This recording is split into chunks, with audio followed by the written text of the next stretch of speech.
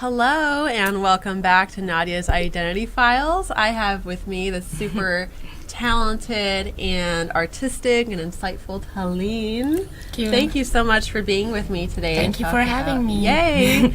To talk about identity and the darkness, which I was going into some different ideas of what that generally could stand in for, because obviously it sounds somewhat amorphous just saying the darkness, but I feel like it kind of can pull in a lot of different things for us personally.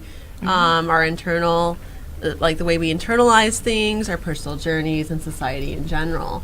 And you have a very rich cultural background because you've lived all over the place, yeah? I did. Unfortunately, because of my parents' background and my own experiences traveling and living in different cultures, it gave me all of those inspirations, and somehow I draw from those all the time. Beautiful. I mean, it's important to do.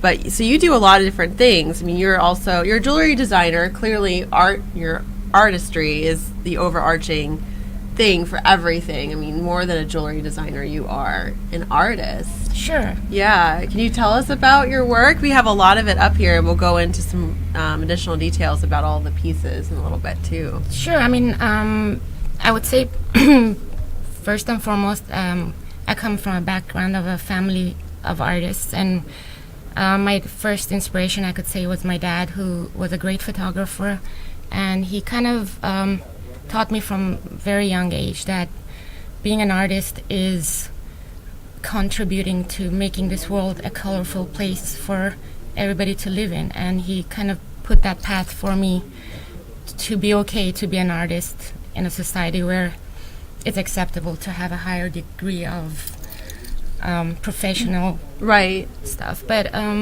he managed to make it okay for me to be an artist, and kind of it gave me a voice to be able to create my own world and be comfortable living in it. And what type of art did you do as a child, like kind of with the mentorship of your father then? We did a lot. He was a photographer, therefore he kind of developed his own pictures. He gave me that experience of actually going into a dark room and doing all of those together and go out there and take pictures. And he kind of made it available for me to go explore what's out there. And he never restricted it. And I can only be grateful that he managed to do that for me. But also, I find that language of art the most silent language of expressing yourself without words, and it's up to everybody to interpret it their own way. Yeah, there's more freedom in that in some ways than written creative expression, although I do think a lot of literary text should be open for free interpretation, even though the writer may have a certain intention behind that. But being in that world, sometimes I deal with, some highfalutin, somewhat pretentious literary types who say this is the interpretation, this and this and that. And I guess the same could be said on for some art as well. And I don't like to go on art tours for that reason, because I don't want to be dictated how to feel about a piece of art by somebody who's Sure, I feel like when an art needs explanation, that defeats the purpose of being an art, because I could see the same thing and get something else out of it as you do. But totally.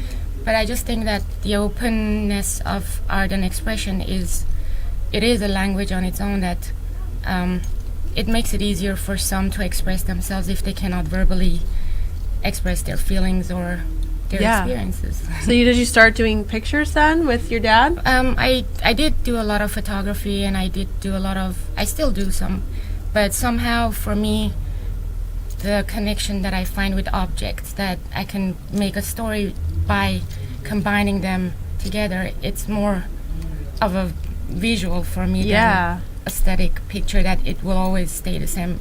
What I created can always change, it can always mean something to the wearer or whoever is using the jewelry, because you need to have the personality to express yourself, explain yourself, because these are pieces that needs some sort of a reaction. Right. And let's talk about your line is called Sadistica. Mm-hmm. How did you come up with the name? Where do you source your inspiration for your work? I mainly I mean, I'm a big fan of Tim Burton, so I can I say love Tim Burton. Did you go to the Tim Burton exhibit at LACMA? I did, and through a very good friend of mine, I managed to actually meet him. Wow, and that's so that was cool. one of my number one dreams that came true. Thanks. Nice. And but basically, the word sadistica came from one day of me creating something, and it looked pretty sadistic to me. And what was it? Even to me. And I can't remember the piece, but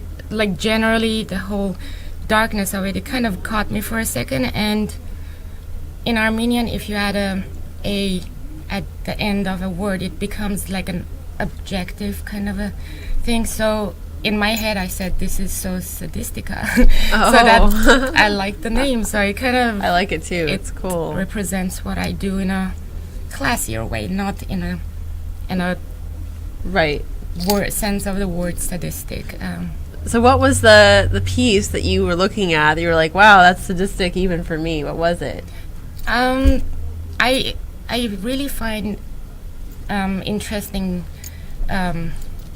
ideas into broken pieces. As you said in the beginning of your show, that I find inspiration in broken or the rust. And it was this German ceramic doll which was broken totally, and it was dusty and stuff. And I kind of made it even worse by burning it. I tend to burn a lot of things. So it looked really scary, but yet it had the innocence of that child as the doll. Right. Kind of. So it had that moment of innocence and scary. So it was as if I'm playing with that darkness for a minute with an innocent image. Yeah. So that was kind of sadistic to me. Yeah, I mean, it's just like it's that juxtaposition between the innocence and the delicate and the ethereal and the more stark, dark and me being world. the creator of that gave me kind of that feeling of being a sadistic person. I'm doing sadistic. I'm burning doll parts. I'm not sadistic at all. It was Marian's childhood doll. Probably not, Marian. No.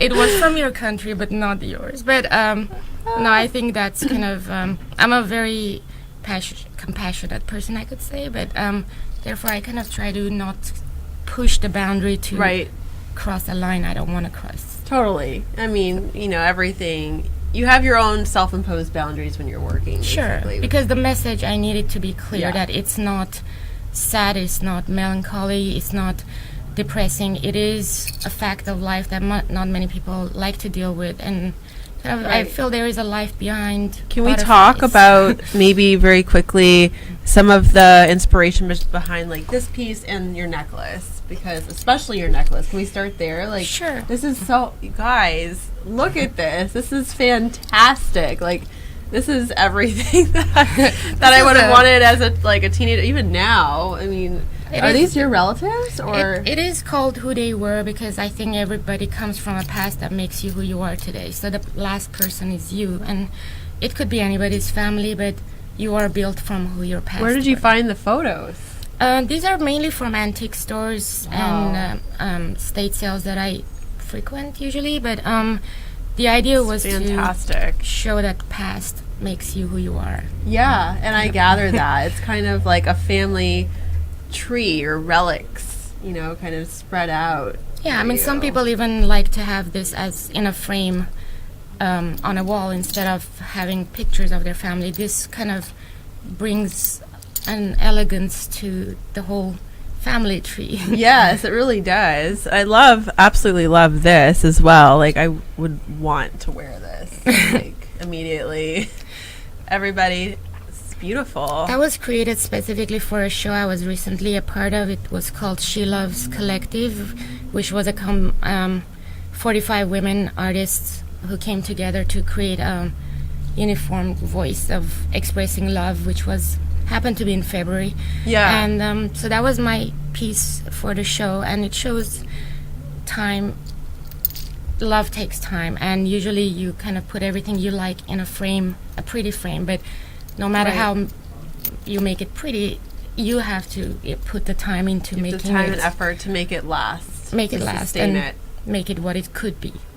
It's fantastic.